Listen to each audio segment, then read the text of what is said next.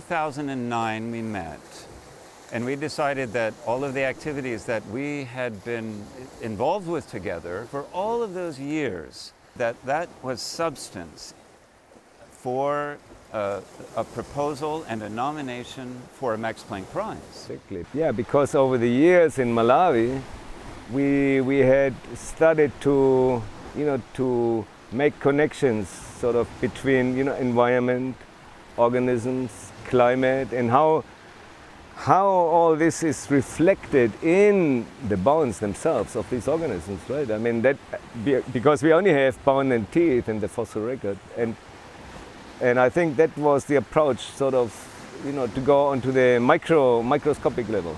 It was something very different because most of the time we would collect fossils, and we would use those fossils for identifying, what kind of animal it was, and then knowing what environment it came from. And then you would say, we have these animals, this was the environment. But we know that not always is it so clear that that's the case. Yeah, because these organisms have their own life history, which is, reflecting their biology, but also the environment. And correct. So I think this idea led us to, to even create a new term, right? Yeah. Other people have genomics or proteomics or metabolomics. So now we termed this approach Paläobiomics because it's related to the biomes these early people lived in. Yeah.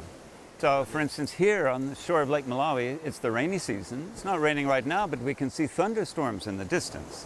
And it reminds me about one of our initiatives in Lake Chilwa in the south of a fisherman.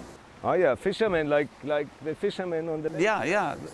And that fisherman, he had died in the local area, and the local hospital and medical school provided permission to obtain a bone sample.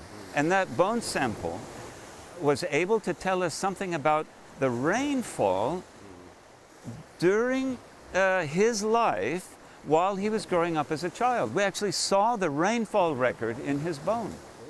So I think this is an idea of connection again, but on a very big level. Yeah, but it's interesting because that connection at a very big level is through microscopic anatomy in bones and teeth to actually make that connection. It's a way of taking a very small amount of material and evidence and being able to say pretty large things. Exactly, but that's why then we call it more specifically, that part of the research is sort of the hard tissue research in human paleobiomics. Correct.